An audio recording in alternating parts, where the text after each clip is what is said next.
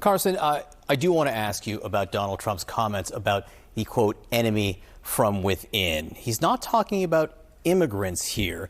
He says he's talking about sick people, radical left lunatics. It should be very easily handled by, if necessary, by the National Guard, or if really necessary, by the military. He went on to identify Adam Schiff as one of these people. The thing that's tougher to handle are these lunatics, he says, that we have inside, like Adam Schiff, Adam Shifty Schiff. You are a decorated veteran. How would you feel about deploying against Adam Schiff? Well, I don't think that's what he said, John. I think you're connecting some dots there. But, I mean, what he's talking about, if you just roll the tape back to 2020, you had Portland, a courthouse under sustained assault, federal officers repeatedly injured. You had riots across America, even in the run-up after the election, the run-up to the inauguration. You had Antifa talking about descending on Washington, D.C. and businesses boarding up their storefronts. Even go back to Lafayette Square, over 50 police officers injured, sent to the hospital because of the assault of the protesters. So I think that's completely appropriate. The National Guard was rolled out then. President Trump asked for 10,000 guardsmen to be on standby. The mayor of D.C. whittled that down and only asked for 300. We cannot have, nor should we have, riots in the streets, business owners threatened, and Americans feeling unsafe. In terms of Schiff, look, there is a long and clear record. He leaked from the skiff. But you're not suggesting deploying military against him. Do you want to deploy military against Adam Schiff? No.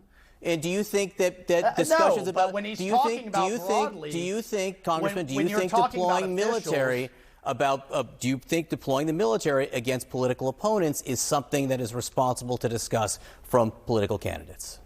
I think it's responsible to discuss deploying the National Guard, which is clearly part of the military, John, to keep our streets safe, to keep rioters out of the street. Everyone is welcome to protest peacefully, but when it exceeds that into violence, as it did many times in 2020, then the National Guard was deployed and should be deployed. And that has happened in a bipartisan way across many administrations. Separately, when you have senior members of the Intelligence Committee lying and leaking from compartmented hearings, when you have them lying to the public in an open hearing, that is detrimental to our republic, to our democracy, and public trust in our institutions. And that's what he was talking about. And that is not good for the country. Well, again, he called Adam Schiff a lunatic and specifically was talking about lunatics or the military should be deployed against them. People are on this network calling Trump Hitler and the next coming of another dictator. And two people have tried to kill him. We have the Iranians trying to kill him, a foreign adversary trying to assassinate him, and we're talking about him playing music in a rally. I mean, I do understand.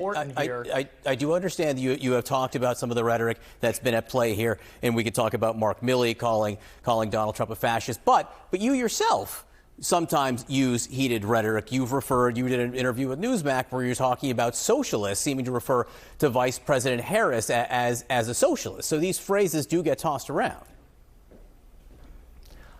Socialism is a longstanding political ideology. That's very different than saying someone is going to be the world's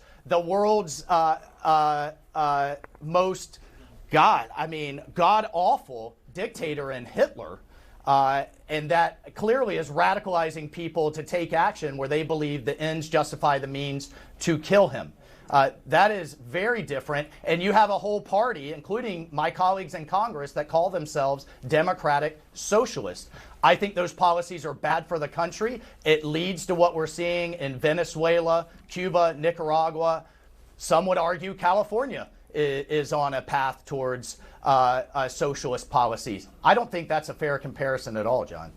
You don't? I mean, you talk about Marxism, you talk about socialism, and do you think Kamala Harris is a Marxist or a socialist? I think there is Marxism that is underpinning many of her policies that she's proposed, including price controls. So you're talking about policies. Again, all I'm saying, Congressman, All I'm saying, Congressman, is then when Mark Milley says no one has ever been as dangerous to this country as Donald Trump, now I realize he's a total fascist. He's saying that Donald Trump espouses fascist policies. It is a political ideology. Fascism is a political ideology. Yeah, no, I wasn't referring directly to Mark Milley, but since we're talking about him, look, let's talk about what's dangerous to the country. Having World War III nearly in both Europe and the Middle East, which has happened in the last 4 years, which happened on his watch. The disgraceful debacle from Afghanistan that's now led to a rise of both ISIS and al-Qaeda, that's pretty dangerous. What's going on in the South China Sea is pretty darn dangerous. So I think the weakness we've seen from this White House, for which he was the senior military advisor, is far more dangerous than American interests, than having the Abraham Accords signed on the White House lawn, which is what we just had 4 years ago. Congressman Mike Waltz from Florida, we do appreciate your time. Look forward to speaking with you again. Take care. Thanks, John. Sarah?